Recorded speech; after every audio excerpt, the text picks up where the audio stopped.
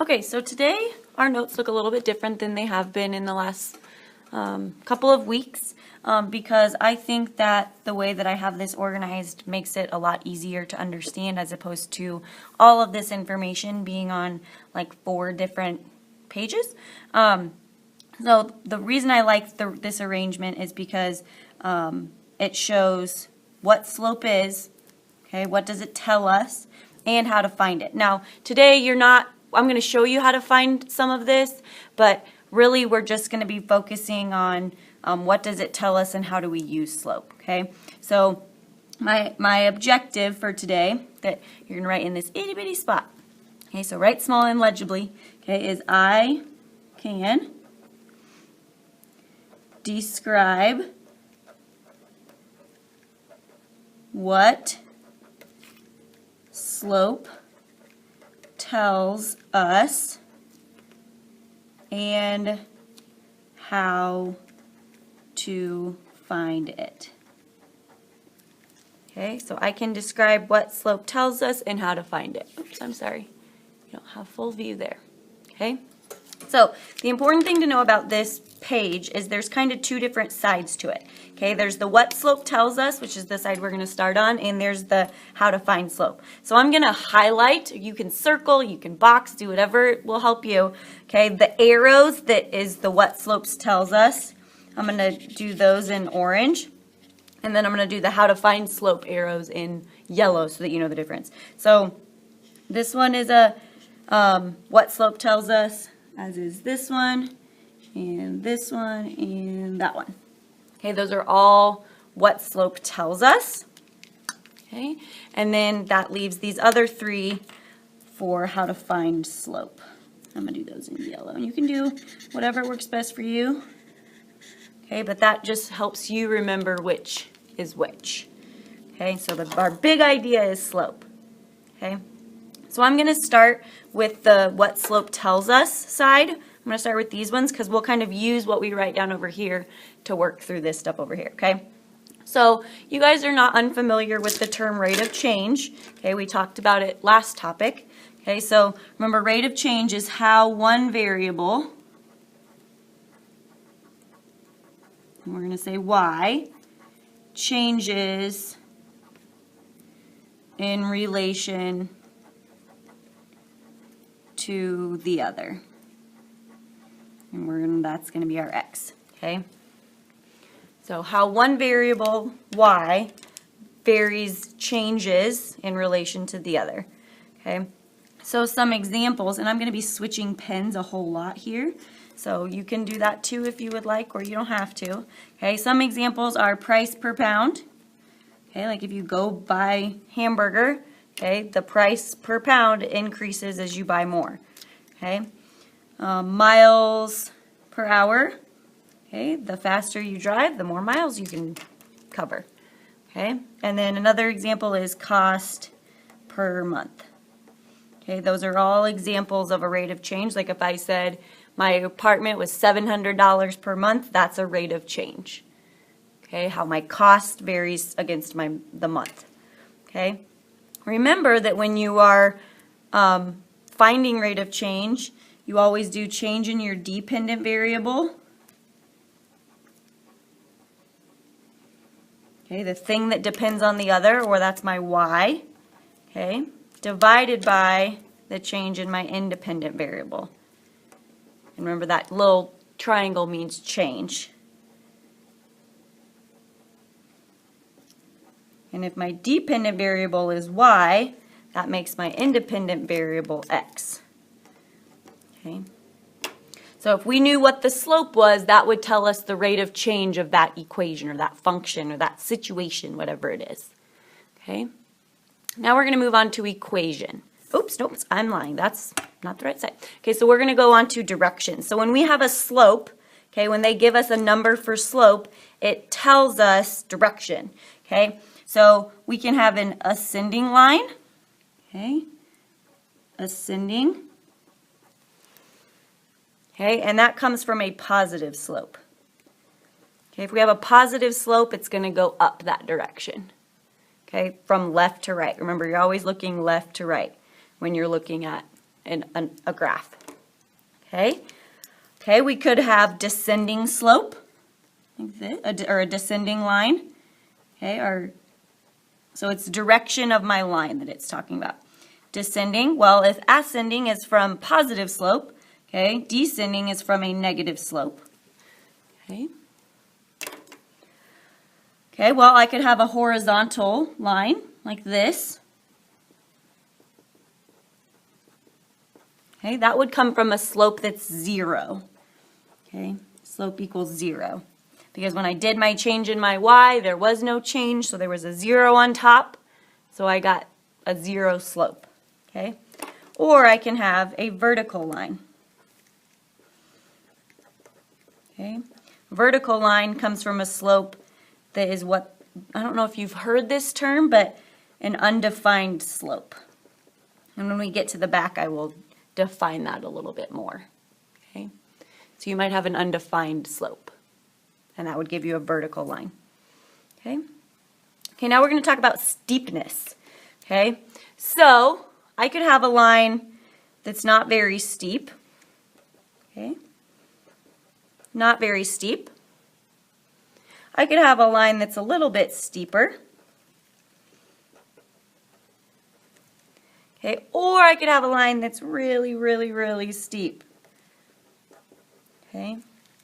Now, the way that you know if your line's going to be steep or not, is by looking at the absolute value of a number. And remember, absolute value is the distance a number is from 0. I'm going to write that down at the bottom just in case you don't remember.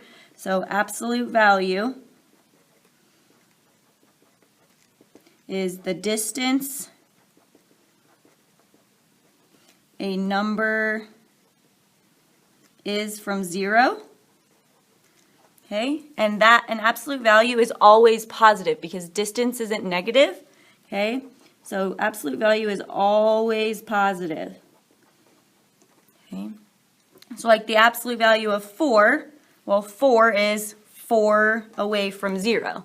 Okay, the absolute value of negative 27, okay, well, on a number line, that's 27 spaces away, so the absolute value of negative 27 is 27. Okay, so it's always positive. So when you're wanting to determine how steep your line should be, you're never going to be able to say, oh, well, I know if the slope is 4, it looks exactly like this.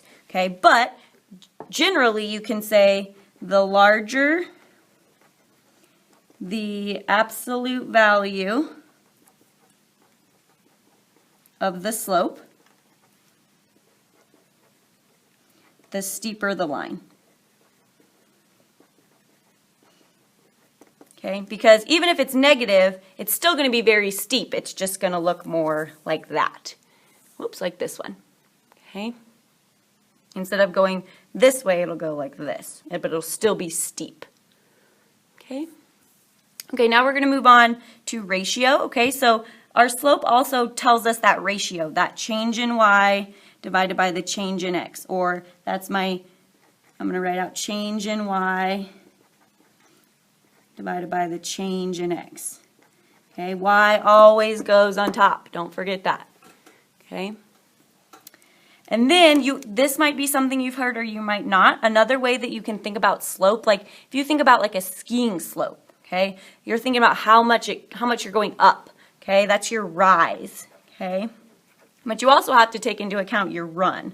Okay, so if you're here, that's like your how much you're changing horizontally. Okay, whereas rise is your vertical change. How much am I rising? Okay, you don't typically think of running straight up, right? You rise in an elevator going up. Okay, whereas you run on the track outside, and that's horizontal. Okay, so my rise is my vertical change, and my run is my horizontal change. Okay. Okay, so now we're going to move on to the how to find slope side. Okay, so one way that you can find slope is just by looking at an equation. So if I have an equation, y equals mx plus b, okay, slope is that coefficient of x. Okay, so if I'm gonna draw a line, there's my slope. Okay, Okay, well, and we're not necessarily talking about this yet, but this, for future reference, is called the y-intercept. Okay, and the y-intercept is where the line crosses the y-axis. Okay, so I'm going to write that. Where the line crosses the y-axis. It's where it intercepts. Like if you intercept a package, that means you get it on the way. Okay, so like maybe the mailman hasn't made it to your door yet, but you're like, I know you have a package for me. Okay, you're intercepting it. Okay, you're crossing paths with him. Okay, so like I said, a big thing to remember is slope is always the coefficient, the number in front of x. Okay, slope is always the coefficient of x. Always, always, always, always, always, always. Remember that, okay? If nothing else, remember that it's the number in front of the x, okay? So in an example like this, y equals 1/2 x minus 3, well, where's the slope? It's the number in front of the x, okay? That's my slope right there, okay? Okay, now we're going to talk about how to find slope between 2 points, which is probably going to be the hardest thing for you to think about because we haven't really done anything like this yet, okay? Like back up here, okay, I'm going to actually add something up here, okay? The other day when we talked about proportional and non-proportional, we actually called this the constant of proportionality, and it's the same thing, okay? Only slope isn't always the constant of proportionality because like this one right here, this is not proportional, okay? We just called that number in front of x the constant of proportionality. But if you hear constant of proportionality, that is equivalent to slope. This means the same thing, okay? So back on between 2 points. The reason this is hard is because you haven't really taken a point 2 points and found slope or any kind of rate of change between 2 points on a graph, okay, the way that I'm going to show you right now. So I'm going to draw out a little graph out to the side up here. I guess it's not really on the side, okay, and I'm going to put 2 points on there, okay. Now these are x and y, xy coordinates, right, okay, so this is going to be my first point. So I'm going to call this x1, y1. I'm just naming it. It's my first point, so it's x1, y1. Those sub numbers right there, subscript numbers, just mean that's my first point. They don't mean like a squared. Okay, it's nothing like that. It's just saying that's my first point. And then I'm going to say this right here is my second point. So I have x2, y2. Okay. So if I want to find the change between them, okay, if I want to find the change in y divided by the change in x, well, think about what operation can I use to find change. Okay, like if I'm saying I went from 1 apple to 7 apples, well, that was a change of 6 apples, okay, because you can do 7 minus 1, okay. So I'm always going to start with my second point, okay, just to be uniform, okay. So I'm doing my change in y, so I'm going to do the second y coordinate, and I'm going to subtract the first y coordinate, okay? And then on the bottom, I'm finding the change in the y's, so I'm going to do the second x coordinate minus the first x coordinate, just like that, okay? So that's one way to do that. Now I'm going to show you a simpler way, but this way is generally faster if you can get used to this way. So say I have the point 0, 4, and I have the point 6, 12, okay? Well, I can just find the change in the y's, okay? So there's my change in the y's, and I can just do that in my head, and then from 0 to 6 is my change in my x. Okay, so if I'm over here, I have change in y. I'm going to switch back and forth between my pens. Over change in x, okay? Well, from 4 to 12, that's a change of positive 8. And you have to keep track of, if you're doing it this way, you have to keep track of whether or not it's positive or negative, okay? And then my change in x is from 0 to 6, so that's a change of positive 6, okay? Now, you have to remember to always simplify, okay? So I can divide both of those by 2, So I get 4 over 3, and that's my slope. Okay, that's my slope. So make sure you always simplify. Okay, always simplify your slope. Because when you're writing an equation, you want that simplified slope. Okay. Okay, well now what if I have something like that, too many pens, like this. Okay, -2, 7, and 2 negative 1s. Well, now I have these negatives, and I can't do this as easy as I could up here. So now I'm going to use my y2 minus y1 divided by x2 minus x1. Okay, and remember, these just comes from finding the difference between this y and that y. Okay, so on this one, if I have y2 minus y1 over x2 minus x1, okay, well, I'm going to label my points so that I know which one is which. This is x1, y1. Remember, they're xy coordinates, so this is my first point. And then I have x2, y2. Okay. Okay, so y2 is -1, and y1 is 7. And then x2 is 2, and I'm subtracting x1, which is -2. Be very careful that you don't just drop that negative because you think, oh, I have that sign. No, that's a subtraction sign, and then I still have to have my negative. Okay, -1 minus 7 is -8, and you can use a calculator, that's fine.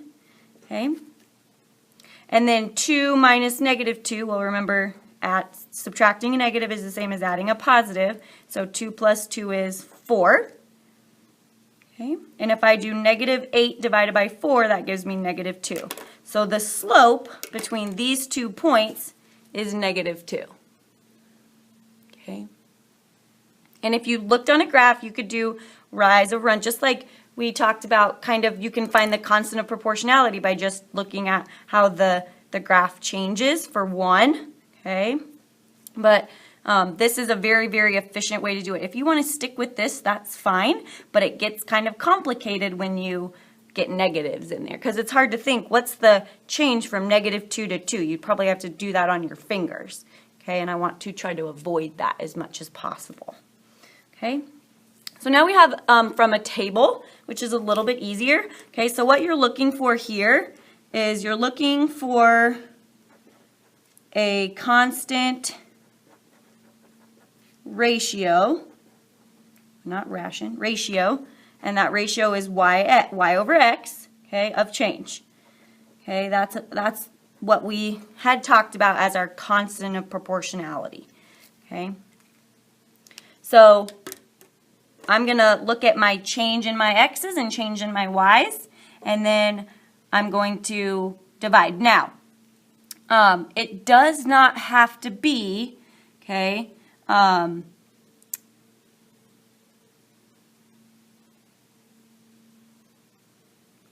actually, I'm not going to say that because that's going to confuse you. So we're just going to find the change in y over the change in the x. Okay, I'm not looking for, and actually, I'm going to take this off. Okay, you erase that, scratch it out, because it doesn't have to be constant ratio of change in x and y values is what we're going to change that to. Now that I'm thinking about the way I worded that. Okay, because with a linear, with slope, we're just finding slope. We're not necessarily finding constant of proportionality. It's not necessarily going to be proportional.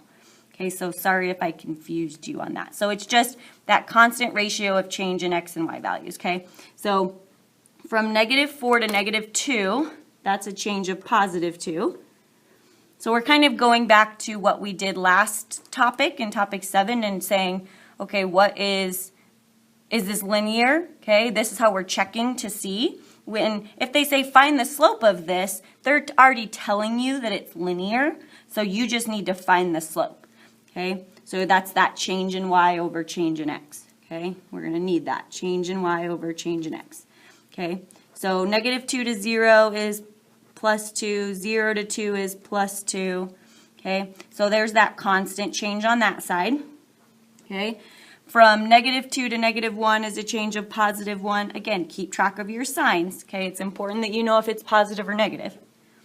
-1 to 0 is +1. 0 to 1 is +1. Okay, so this is my change in x. This is my change in y. Okay, see how much longer this takes than this one up here? It's much more in depth. Okay, so my change in y was always 1, and my change in x was always 2, so that's my slope right there. Okay. Okay, on this one over here, okay, I have my change in my x, which, let's see what that is. 7 to 11 is a change of 4. 11 to 15 is a change of 4, and 15 to 19 is a change of 4. Okay. My change in y is from 0 to 3, that's -3, so pay attention again to that negative.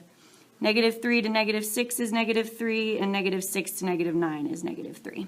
Okay, so when I do change in y over change in x, that gives me -3 over 4.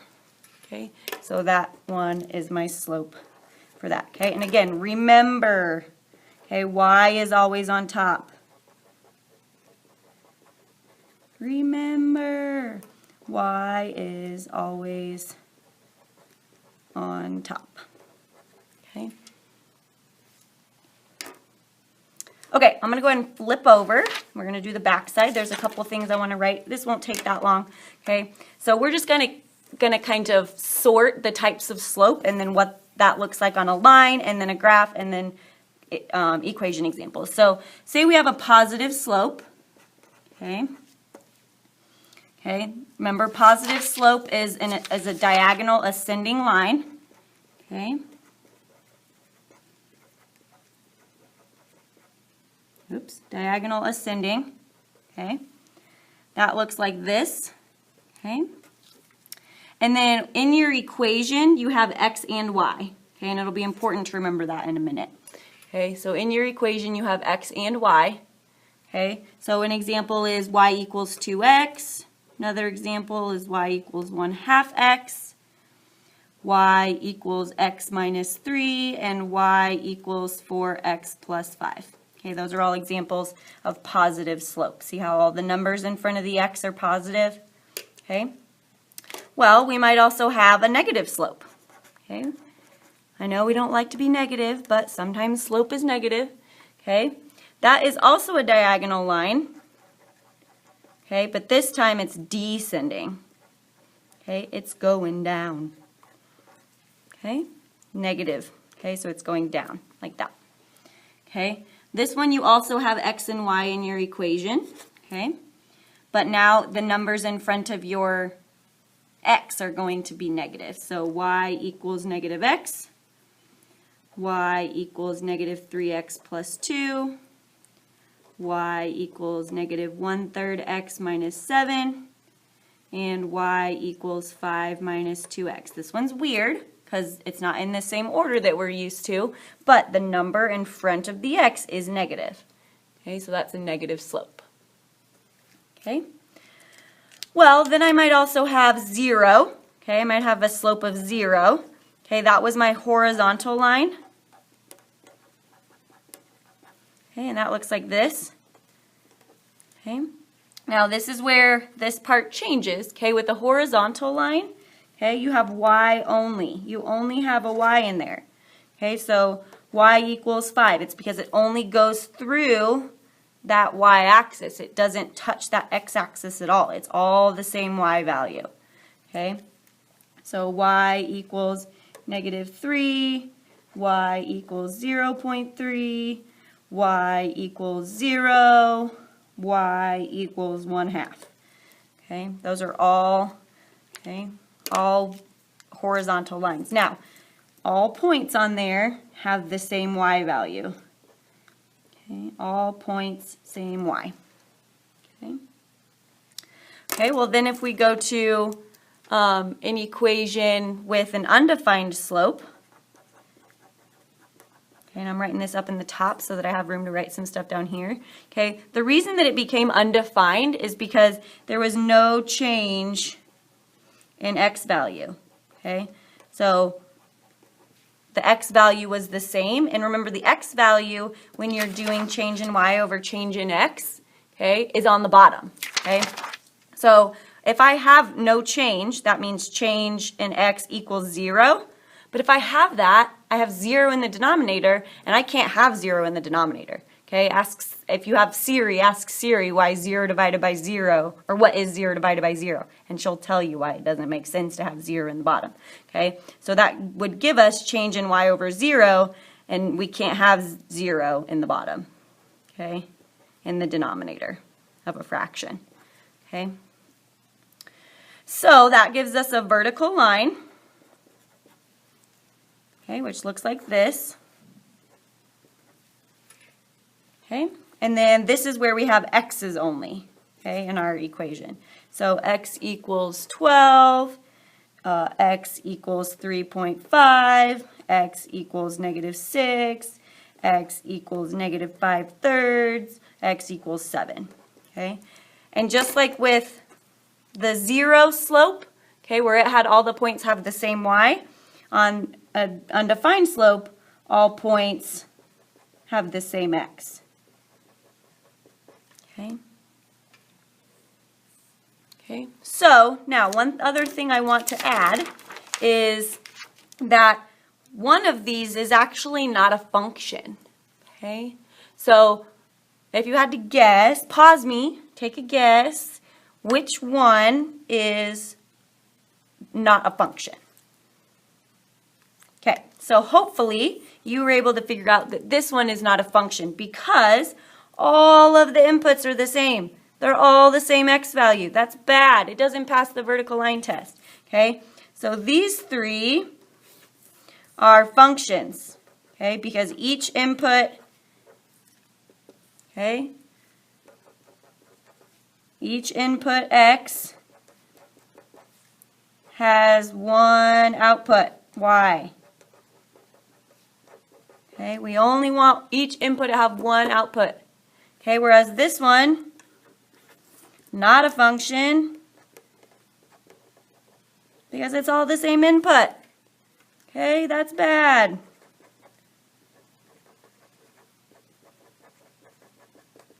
Bad, sad. Okay.